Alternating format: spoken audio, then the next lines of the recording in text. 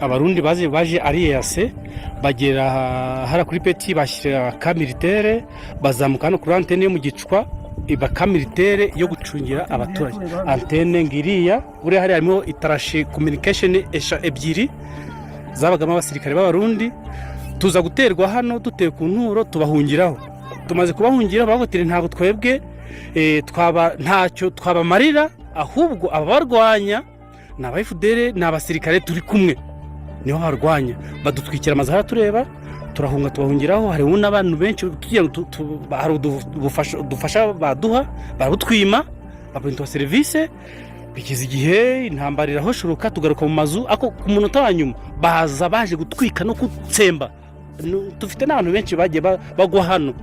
Hapfuye abantu bangahe? Hapfuye abantu benshi. Hapfuye ubita Gakombe yaguye hano, hapfa ubita Mwise yaguye hano, hapfa haraswa n'umubyeyi umwe ari hano, araswa Mutako hano yaraswe hano muri muhanda. 2026 uku kwezi kwa mbere no kwa kabiri marayika uje kuroranya guhindura inzego gushyiraho ubutegetsi bushya mu Burundi. Ntabwo ari ndi kubabwira ibimenyetso bizaba mu kwa mbere no mu kwa kabiri, ahubwo ndi kubabwira ibigiye gukorwa muri uku kwa mbere no kwa kabiri. Ngira ngo hariho umwiteguro abarundi mukwiye kuba murimo wo kwitegura kwakira ubuyobozi bushya cyangwa se indongozi nshya kandi uhoraho yimitse. Ku kwezi kwa mbere mwerekeze kamera mu Burundi, ukwezi kwa kabiri mwerekeze kamera mu Burundi, n'abasenzi berekeze y'amasengesho. Nje ni Prophète General Martin. No kuvuga ngo marayika hari ibikorwa yabanjije gutunganya byo kugira ngo abene gihugu badahona nkuko twari twabyiyamirije, ariko ibyo nabyo byaheze kandi igihe cy'ibimenyetso nacyo cyarangiye n'ubwo iri jambo rigarutse umwanya utari muto, ahubwo bigiye bijya mu bikorwa. Imana rero yambwiye ngo muri uku kwa mbere ibirabishyira mu bikorwa, nuko kwa kabiri dore ibyirashyira mu bikorwa. Abanyarwanda, abarundi, abakongomani, Nord Kivu na Sud Kivu, Kongo Kisasa, mutege ugutwi, Tanzania, Uganda, mutege ugutwi ibi bikurikira. Nubwo hano Imbabazi TV 3 yenda ishimira urugendo tugendanyemo rw'amezi umwaka nturarangira. Umuhanuzi yinjiye mu rugo kwa Aburahamu aravuga ngo umwaka utaha nk'iki gihe nzasanga ucikiye umwana w'umuhungu. Ntabwo nge manura muri nza buno uko kwa mbere, ntabwo nkubwiye ukwa gatatu, uko kwa kabiri ntabwo nkubwiye ukwa gatatu, nkubwiye ko kamera ziri burebe he mu gihugu cy'u Burundi, Repubulika y'u Burundi. Amasengesho n'abaperezida muri burebe he mu gihugu cy'u Burundi. Tepo keshezere de zomene ya zopaye. No kuvuga ngo hari ipfu nyinshi zitari nkeya Mungu wawe, nyinshi cyane gose muri iki gihugu. Ariko hari abo marayika yadomye ku kimenyetso batagomba n'agasatsi ko ku mutwe katagomba gupfuka. Nukuvuga nka kurya mubona ibicu bigenda bigashiraho hagasigara ikirere kikeye. Uko niko uhoraho agize operation, niko Uwiteka igeze bivuga ibijyanye n'umukubuzo, niko umwami Nyiringabo Imana ifasha umukubuzo cyangwa se umweyo ikinjira mu gihugu cy'u Burundi. Rero Angelique Ndayishimiye winjiye mu bihe bibi biruta ibyo Denise Bucumi Inkuru Nziza yinjiyemo. Yesu Kristo mwana w'intama w'Imana, Angelique Ndayishimiye winjiye mu gihe cyo gukorora amosozi, bimwe byo kwambara zahabu, bimwe by'amagrumete n'amashenete, bimwe wajya kuvuga ngo nawe ugomba kugura brabasi, bimwe wajya kuvuga ngo nawe ngukeneye baguha ibikombe. Ibyo biraheze. Uburundi navuga ngo wa mwiza, ntabwo ibindi guhanura ari ibimenyetso, sinanza nibigomba kuba live kabibonesha amaso yawe. Wa mwiza wururutse, ya mvura yakubye kandi ikubiye kugwa, ntabwo ikubiye kwicara no kuba ihagaze ku musozi ureberaho hakurya hariya, oya, ikubije ari imvura yo kugwa. Yego, buno rero nta bake n'imwe yababikira ubutunzi bwanyu, mwebwe Imana iciye ku ngoma, muri mu masaha ya nyuma, muri itarike ya nyuma, ejo ni itarike ya mbere. Ibiri bwibonekeze ni uguhanwa, ni ukuvuga Ruburakigongwe hari abantu afashe mu izosi, Ruburakigongwe hari abantu yashije umutwe, Ruburakigongwe hari abantu aciye amaguru, Ruburakigongwe hari abantu yamaze guterura mu ntebe z'ibyubahiro abashyira muri puberi mondisi. Ni ukuvuga ubu tuvugana hari inzamba itazongera kuvuga. Ntabwo mwongera kubona ikirere kitambagizwamo amaraso, ntabwo mwongera kubona inyenyeri zishoreranye, ibimenyetso fini, se fini, kwa herini. Ibi ni ibikorwa bigaragara, ibi ni ibikorwa byibonekeza kandi bigaragara. Hama rero jewe ntabwo mvuga nka jewe, ahubwo uri muri je niwe uvuga. Sinkora nka jewe, ahubwo uri muri jewe niwe uri gukora. Mungu asifiwe, jina la Bwana libarikiwe. Amen. Nashuka mafasi mbaya sana. Ndio mtoto kuvunjika. Mungu sasa wa Mungu.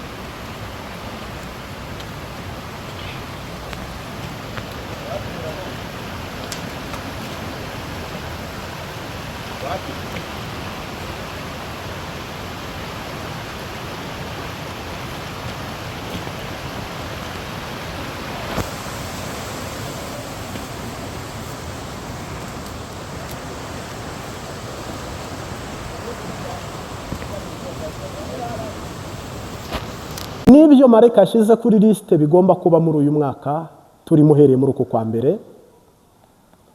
Dore perezida ugomba kuvaho n'uyu, nka batatu bagomba kuvaho muri uyu mwaka, ariko wa mbere n'uyu muturanyi wacu, kuko we Imana yari yabivuze ngo mukureho. Rero amaboko agiye kwakira naya, amaboko yambuwe naya, abageze i Kanani naba, kandi abahivi n'abaheti bari barashimuse igihugu naba bagomba kukivamo, kandi abagomba kujya i Burayi naba. Marayika ari gushyira kuri lisite muri Amerika naba. Hano nta kwidumbukiza, nta kwibonekeza, ibintu bifite urutonde n'umurongo ngenderwaho abanduka. Rero mwitegure muri uku kwa mbere, mwitegure muri uku kwa kabiri, shuti bavandimwe ku Mbabazi TV gatatu. Mu masengesho turimo asoza umwaka, arangiza umwaka, harimo gushimira Imana ko u Rwanda n'u Burundi bitararwana, ariko noneho intambara iracyakomanga, abasenga musenge tubihagarike. Abene gihugu batandukanye cyane nko muri Kongo mwumvise abagaye abatutsi, mu Burundi naho mwarabyumvise, hano nabinyujijemo abantu bifuza kwicisha abandi imihoro, udufuni n'ibindi bikoresho by'ikirundi bitandukanye cyangwa se n'iby'ikizungu. Turi mu ngwano, mu mpembo kugira ibyo bintu tubitaramuze, perezida aveho amahoro. Ni nacyo cyari cyabitebeje, ariko twarose inyishyu. Perezida w'u Burundi yavaho tutarasenze, tutaratezemo amasengesho, hari kuba ibara ryari kugwa hagati y'abahutu n'abatutsi, hagati y'u Rwanda n'u Burundi. Ngira ngo cyaba ari cyo kintu Marayika banje gutunganya.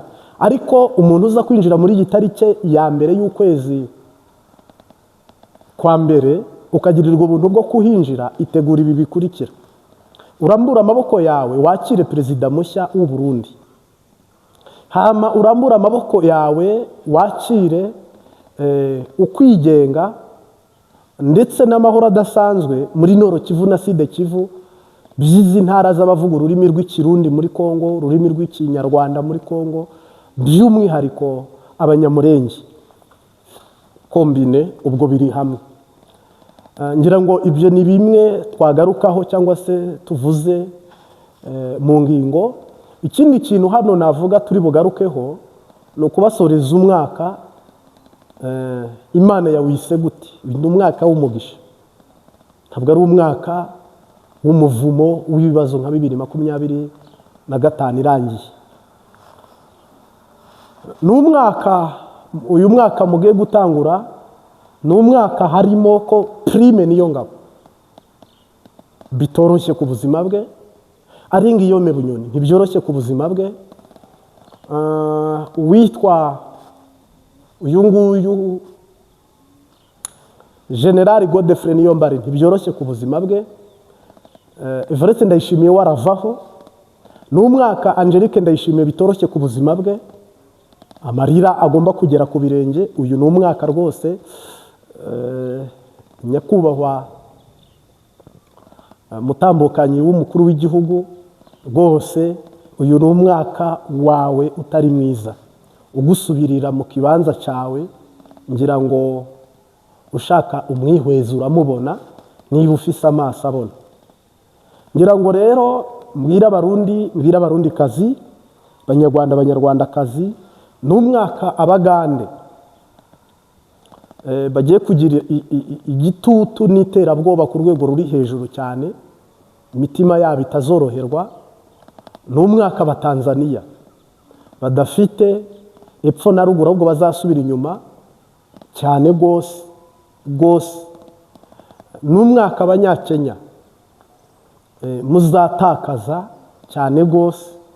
Ni umwaka Abakongomani uhereye Kisasa kugeza mu ntara zose za Repubulika Iharanira Intwaro Rusange y'Kongo, abayobozi banyu bazinyuraguramo, bizabagora bikabacanga, mugasanga mufite abayobozi navuga b'amajambo gusa. Kandi naho isaha ku isaha Ndayishimiye namara kuvaho abakurikiraho n'Abakongomani, hama hakurikireho n'Abatanzaniya, hakurikireho n'Abaganda. Ibyo bintu rero marayika uje muri Afurika afite urugendo rutari ruto kandi rurerure. Niyo mpamvu ndababwiye ngo ubu butumwa buragutse kandi ni bugari kandi ni bwiza. Yego, ni ukuvuga rero uku kwezi kwa mbere n'ukwa kabiri muze mwerekeze kamera mu Burundi, hari ibigiye kubayo kandi musabwa kwihweza. Ubutumwa busoza umwaka ku Mbabazi TV 3. Uyu ni umwaka Uburundi uhoraho ahinduye ubutegetsi uhereye muri uko kwa mbere. Itarike ya mbere ni ejo rwose. Barundi kazi, ntabwo ndi umwana w'umuhanuzi, ntabwo ibi mbivuze ngo mbaremo umutima. Icyiciro cy'ibimenyetso cyararangiye, ubuhanuzi bw'ibimenyetso bwaraheze. Narababwiye ngo nka generali mbyinjiriyemo, ntabwo rero mbyinjiyemo uyu munsi, ahubwo maze iminsi ari byo ndimo. Kandi ntabwo mbibamo hano kuri kamera, ahubwo mbibamo n'inyuma ya kamera. Ni umwaka rero Uburundi bugiye kwakira perezida mushya utari General Evariste Ndayishimiye. Tiye boshezererere. Uyu ni umwaka navuga Abarundi bagiye kwimbura ibyo bita amata n'ubuki. Ni umwaka impunzi z'Abarundi zigiye gutaha. Ni umwaka abagwizatunga b'Abarundi bagiye kugaragara, kuko Imana yari yarabihishe, Imana yari yarabatwikiriye. Ariko uyu mwaka Imana igiye gutwikurura abahizi, abantu bahambaye mu gihugu cy'u Burundi bagiye kugaragara. Ni umwaka impano n'akaranka k'u Burundi bugiye kwibonekeza ku ruhando mpuzamahanga. Ni umwaka Imana iri bukureho ibyago byose ku Burundi. Uburundi bukaba Uburundi bw'Abarundi, bukaba Uburundi bw'ubugingo, bukaba Uburundi bw'umugisha. Ni Uburundi bugiye kugaragara koko ari Uburundi bw'isezerano. Dawidi wa Aburahimu na Isake na Yakobo, Dawidi mu ntare mu muryango wa Yuda, igishyitsi cya Dawidi mu Burundi. Ni umwaka Abarundi bagiye kujyamo bakavuga ngo none aha ni mu Burundi cyangwa ni mu Burayi, ubu ni Uburundi cyangwa ni Amerika. Ni umwaka Uburundi bugiye guhindurirwa izina. Ni umwaka Imana ikuye Uburundi w'igitutsi. Ni umwaka Imana ikuye Abarundi mu kaga n'akangaratete. kandi Uburundi buri mu byiciro nka bitatu navuga. Hari Uburundi bushimira Imana ko bumeze neza sahize, ubwo hari abarundi nyine bashima vraiment bafite ubuzima bwiza bamerewe neza, barahari rwose 100%. Hari n'abarundi bagowe, indi kote y'abarundi gowe imerewe nabi cyane ku buryo nayivuga ngo Imana itabaye n'uyu munota twayishimira. Hari n'abandi barundi batazi riva n'ibirenga, batazi ibyari byo, bavuga ngo ari abajyaho ari abavaho, bari mu byiciro bitandukanye. Kubera ko nari narahawe ubutumwa bw'igihugu cyose, ntabwo nabwirije gusa, nta nubwo nahanuye gusa, nta nubwo nigishije gusa, nta nubwo nahuguye gusa, nta nubwo nasenze gusa, ahubwo kote zose twazigarutseho kandi tuzivuga ko Imbabazi TV 3 ndagira ngo mbamenyeshe ko hari message mwitegura kuronka muri uku kwa mbere no kwa kabiri igaragaza ko ibyiyumviro by'ingwano n'intambara amasengesho yacu yarakoze, yagize umumaro, byatanguye gute, birangiye gute, bishojwe gute. Umwaka 2025 urarangiye, n'umwaka shitani yari yagambiriye kwica abarundi, kwica abanyarwanda, n'umwaka abakongomani bapfuye ari benshi n'abarundi ndetse n'abanyarwanda harimo abapfuye. Mugabo turemesheje ababuza ababo, tunababwira ngo pole sana, ntabwo byari byoroshye, ndetse nuko abasenzi basenze uhoraho atarinze abarinzi barindira ubusa. Ibyari bigambiriwe ku Rwanda ntabwo byari ibi mwabonye. Iriya ntambara yari Gisenyi yagombaga kurangiza u Rwanda hose. Iyi ntambara yanyuze muri Cibitoki mu Burundi yagombaga kurangiza u Burundi bwose, ndetse bunikabe iri muri Uvira.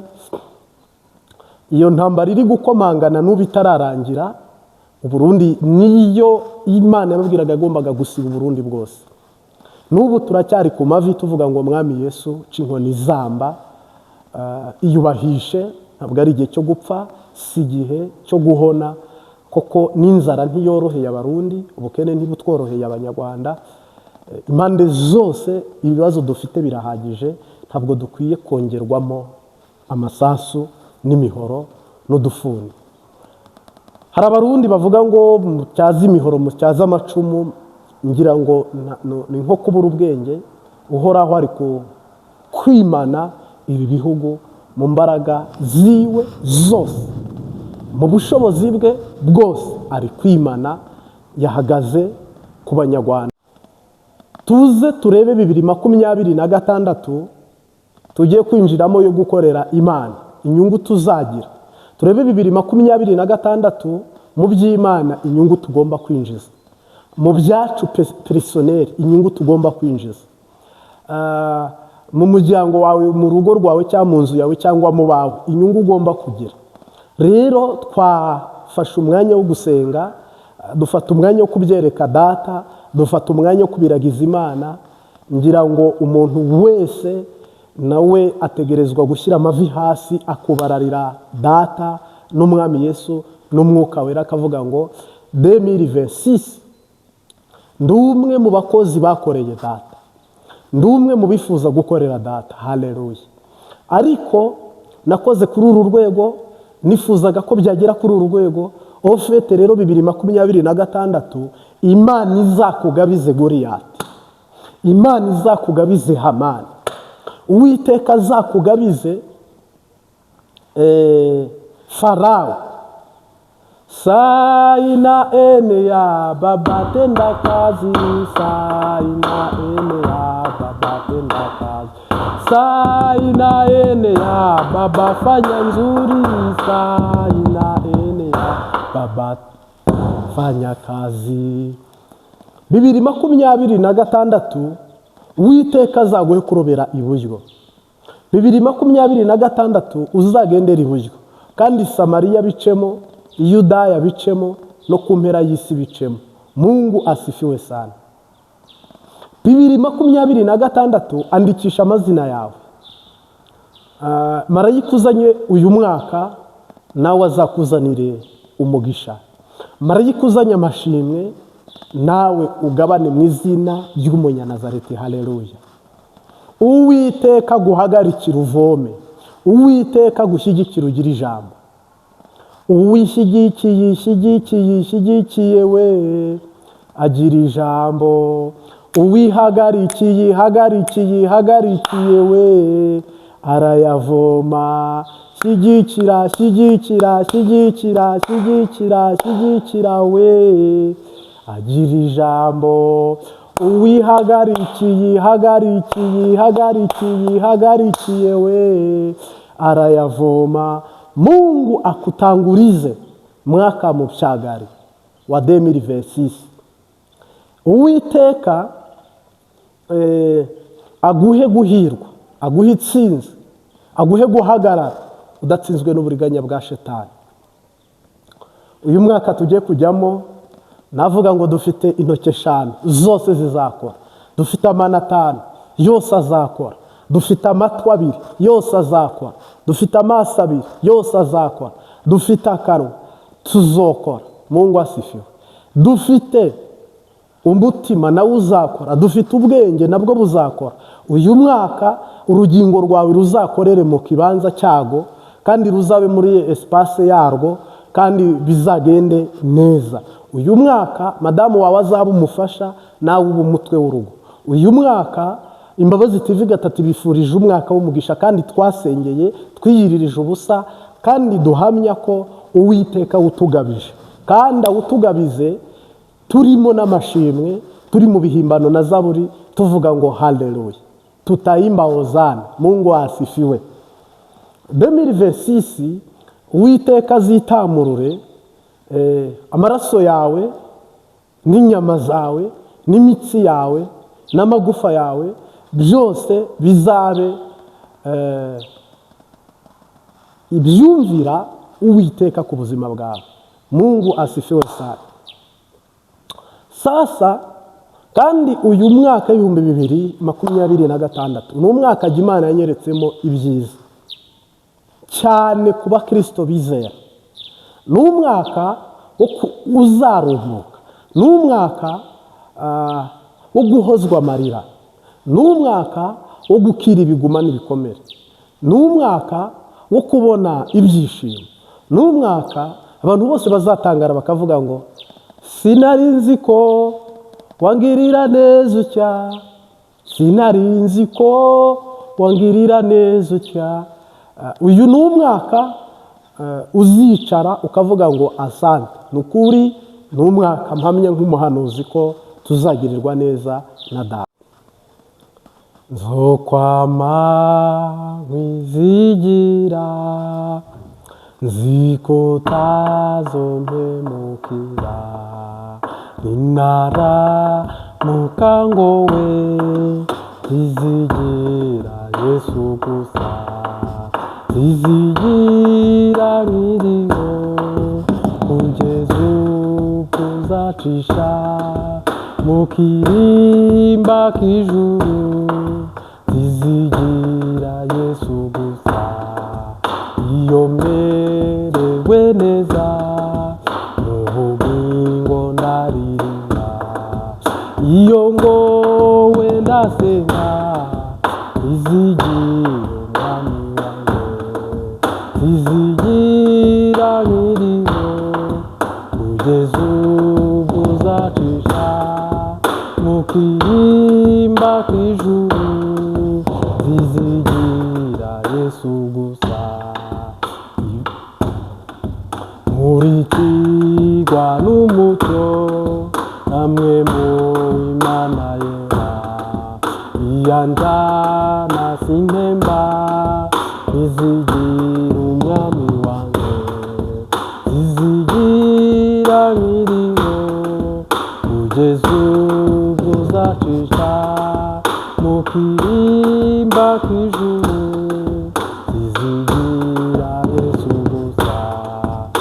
Iyo merewe neza mu bugingo ndaririmba, iyo ngowe ndasenga zizigira umwami wanjye, zizigira nkiriho kugeza ubwo uzacisha mu kirimba k'ijuru, zizigira Yesu gusa.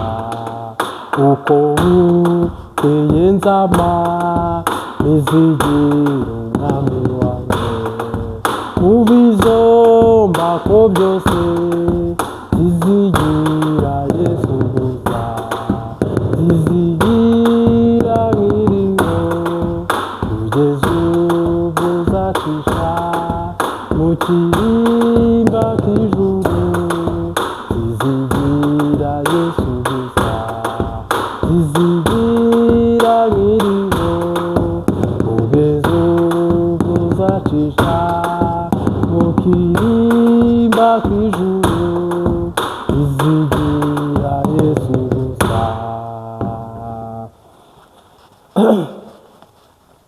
Ya nguhaye ikaze, iyi ni Imbabazi TV gatatu, jye ni Profete General Martin. Nguhaye ikaze rero mu butumwa bwiza, nkwibutsa nkumenyesha ko tugiye kwinjira 2026 muri Afurika harabura amasaha make, mu Burayi aracyari menshi, ayari Burayi turajyana, muri Amerika niho hakibura menshi, n'ibindi bice bimwe na bimwe by'isi biri kure. Ya bityo rero mpamya ko ubu Ryangombe mu Burundi, Ryangombe mu Rwanda, Kiranka mu Burundi, abakozi ba Ryangombe bagiye guhigura imihigo yose saa sita z'ijoro ziragera, bamaze guhigura ibyo bahize cyangwa se babandanyirize ko 2026. Rero Kiranka mu Burundi akorera ku mihigo y'ibyo azageraho, abazica, bazasarisha, bazahemukira, bazangiza. Donke Kiranka mu Burundi ari mu kazi yahawe na Shetani. Ryangombe mu Rwanda ari mu kazi yahawe na Shetani, abazakuriramo inda, bazafungwa, ari gupuraninga imihigo ye n'ibikorwa bye n'abamukorera bose. Ari ngira ngo ubu saa sita z'ijoro abo bantu bose bagomba kureba ibyo bagezeho bakorera Shetani n'ibyo bagomba kugeraho mu mwaka uza bakorera Shetani. Twebwe rero aho ngaho tuhimuke, tuhave, tuze turebe inyungu twagize mu gukorera Imana muri uyu mwaka, tuze turebe n'igihombo twagize ko tutakoze uko bikwiye n'uko byari kutegerezwaga kuba bigomba kuba muri uyu mwaka duherereje inyuma dukorera Imana. Tuze turebe igihombo twagize mu kwikorera mu ngo zacu, mu buzima bwacu, esheke yabayeho. Tuze turebe 2026. Ni ukuvuga rero Barundi kazi 2026 nta wundi muhanuzi uzaza, iby'amaso yawe atigeze abona, iby'amatwi yawe atigeze yumva, n'iby'amaboko yawe atigeze akora ko cyangwa intambwe zawe, nibyo bigiye kwibonekeza hano. Amen. Rero umwaka w'amashimwe, umwaka w'umugisha kuri koti imwe, umwaka w'amarira n'agahinda ku yindi koti. Mwami Yesu turagushimiye, wakoze imirimo n'ibitangaza. Za Noheri zabaye nyinshi duherereje inyuma, Bonane ziba nyinshi duherereje inyuma, Pasika ziba nyinshi duherereje inyuma, ariko ibi byo nagakura, ariko ibi byo n'ubugingo. Ndagushimiye ko ukuye impene mu ntama, ndagushimiye ko ugaragaye kandi userutse kandi ubonetse ku bagutegereje bose bari muri areti yitwa gusenga. Ndagushimiye Mwami, ibirenge byacu uteje iyi ntambwe, amaboko yacu haye umugisha, uruhanga rwacu usutsemo amavuta ya 2026. Kere boshezere ukwizeye wese agabana amashimwe, agabane urukundo, agabane ineza yawe. Haleluya. Mu izina rifite ubutware kandi rifite ubushobozi, ndagushimiye Mwami Yesu imirimo n'ibitangaza wakoze. Muri uku kwa mbere hari ibyo uvuze uri busohoze, no muri uku kwa kabiri hari ibyo uvuze uri busohoze, kandi abari mu mwuka barabibona. Haleluya.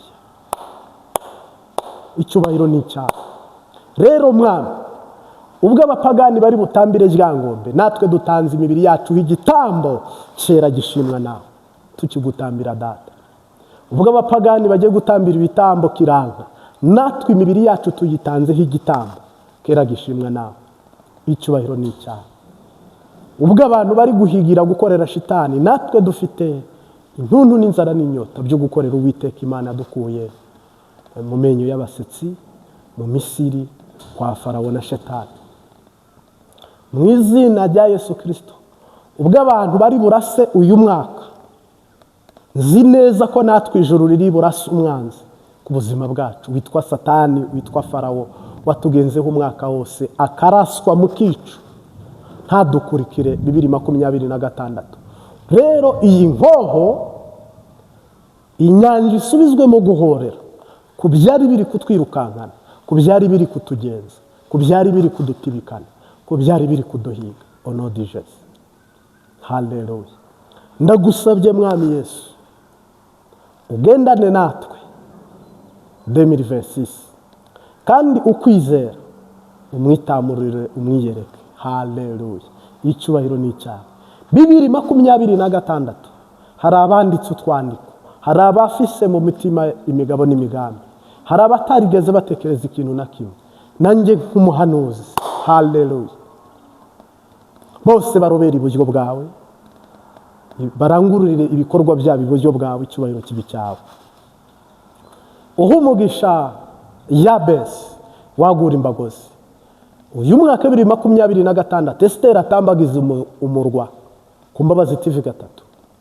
Moridekayi atambagizwe umurwa. Dawidi ahabwe umugisha wo kurongora neza, icyubahiro ni icyawe. Kandi mwami Yesu, tuneshereze Farawo, tuneshereze Goliyati, kandi mu izina rya Yesu Kristo uduhe kugendana nawe twemanga ko ari nzira n'ukuri n'ubugingo. Haleluya, haleluya. Hama rero mwami, uyu mwaka tuwutangirije iburyo, tubise Data na Mwana n'Umwuka Wera, turawubatije. Utubanze imbere n'inyuma no mu mpande, dusikiri tuduproteje, icyubahiro kibi cyawe. Hama mwami, twebwe ntituzagaragara, ahubwo uzagaragare muri twebwe, icyubahiro siye boshezererere, kandi twebwe tubure haboneke wowe Papa. Umugisha igisabisho cyacu, umugisha intambwe imwe yo kukwegera no kugukurikira, uduterere 99 udutabara. Ishimwe ni ryawe mwami. Haleluya. Rero utuzamurire prisase yo gukizwa n'ubugingo n'agakiza. Amen.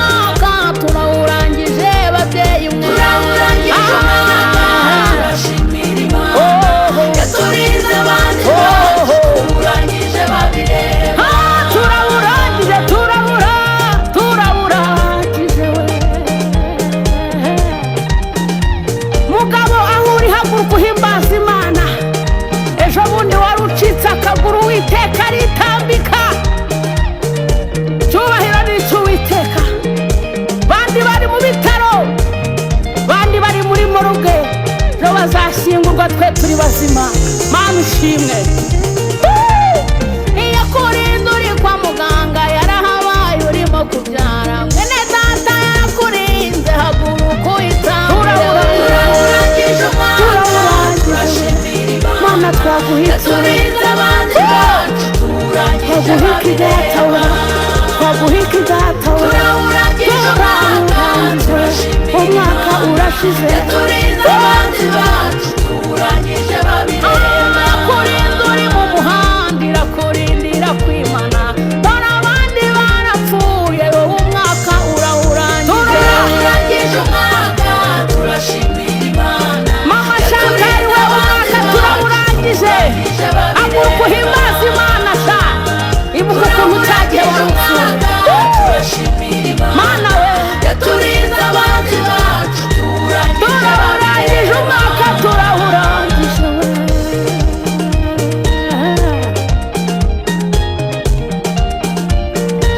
Ibuka ukuntu wari uri kumwe n'abandi mu modoka bagapfa ugasigara watanze iki? Haguruka uhe data icyubahiro.